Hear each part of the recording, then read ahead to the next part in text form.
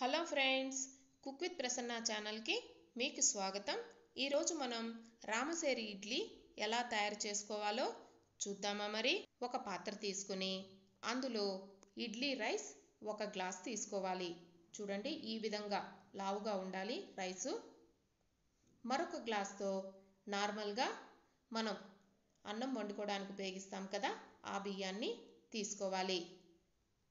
మరొక పాత్ర తీసుకొని అందులో మినప్పప్పు 1/2 గ్లాసు తీసుకోవాలి. ఏ గ్లాస్తో బియ్యం తీసుకున్నామో అదే గ్లాస్తో మినప్పప్పు కూడా తీసుకోండి.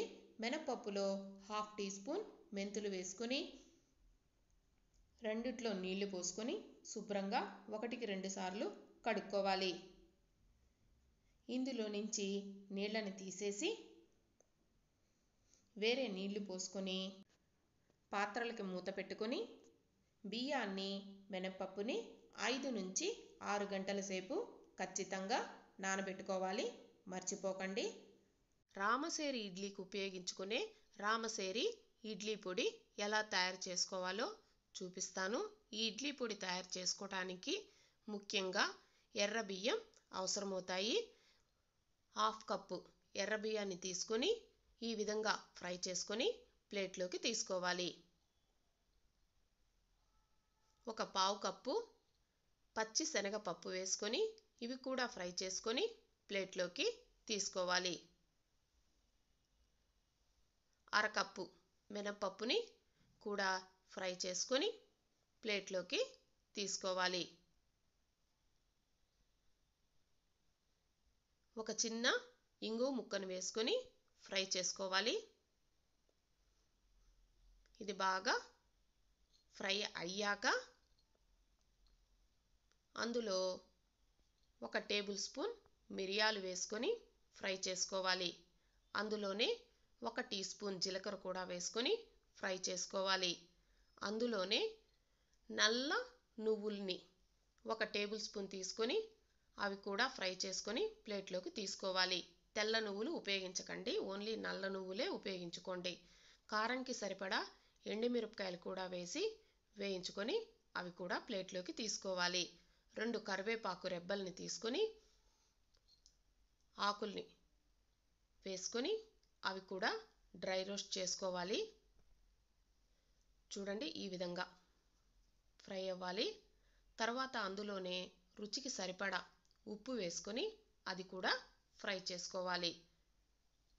దీన్ని కూడా ప్లేట్లో వేసుకొని చల్లార్చుకోవాలి. అవి బాగా చల్లగా అయిన తర్వాత మిక్సీ జార్ తీసుకొని అందులో వేయించి పెట్టుకున్నాం కదా, అవన్నీ మిక్సీ జార్లో వేసుకొని మెత్తగా పౌడర్ చేసుకోవాలి. చూడండి, ఈ విధంగా పౌడర్ చేసుకొని గ్లాస్ కంటైనర్లో వేసి పెట్టుకుంటే 3 నెలల వరకు నిలువ చేసుకోవచ్చు. 6 గంటల తరువాత బియ్యము మినపప్పు బాగా నానిపోయి ఉంటాయి. మరొకసారి మొత్తాన్ని కడుక్కొని ఇందులో నుంచి నీళ్ళని తీసేసి పక్కన పెట్టుకోండి.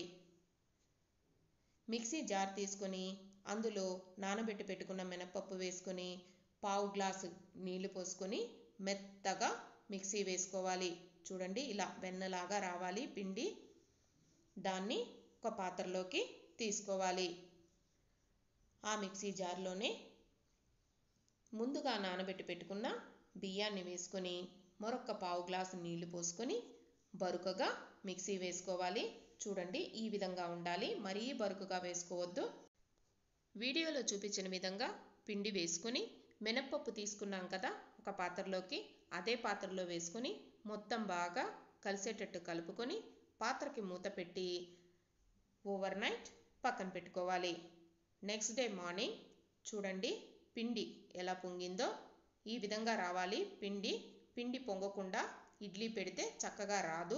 ఈ విధంగా పిండి పొంగిన తర్వాత అందులో రుచికి సరిపడా ఉప్పు వేసుకొని మరొకసారి మొత్తం బాగా కలిసేటట్టు కలుపుకొని పక్కన పెట్టుకోవాలి. ఒక మట్టి పాత్ర తీసుకొని ఈ విధంగా తాళ్ళని కట్టుకొని తరువాత అందులో 1 గ్లాసు నీళ్లు పోసుకొని స్టవ్ మీద ఉంచి కుండకి మూత పెట్టి నీళ్ళని వేడి చేసుకోవాలి.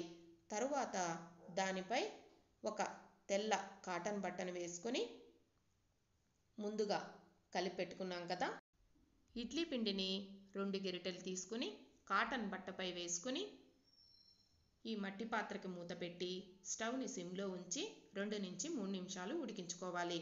చూడండి, ఇడ్లీ ఉడికింది లేనిది ఇలా చాక్ తీసుకుని గుచ్చి చూస్తే తెలుస్తుంది. ఇడ్లీ చక్కగా ఉడికిపోయింది. ఇప్పుడు ఈ కాటన్ బట్టను తీసుకుని సర్వింగ్ ప్లేట్లోకి వేసుకుని ఇలా తీసేస్తే ఇడ్లీ చక్కగా వచ్చేస్తుంది. అదేవిధంగా మీకు ఎన్ని ఇడ్లీలు కావాలో అన్ని ఇడ్లీలు తయారు చేసుకోవచ్చు. రామసేరి ఇడ్లీ పౌడర్ని 1 స్పూన్ని వేసుకొని అందులో వంటకు ఉపయోగించే నువ్వుల నూనెని 1 టీ స్పూన్ వేసుకొని సర్వ్ చేసుకుంటే ఇడ్లీతో చాలా బాగుంటుంది. అదేవిధంగా కోకోనట్ చట్నీతో కూడా సర్వ్ చేసుకుంటే చాలా బాగుంటుంది. చూడండి, ట్రై చేయండి, సర్వ్ చేయండి. రెసిపీ ఎలా వచ్చిందో తెలియజేయండి. ఎంజాయ్ చేయండి. Thank you.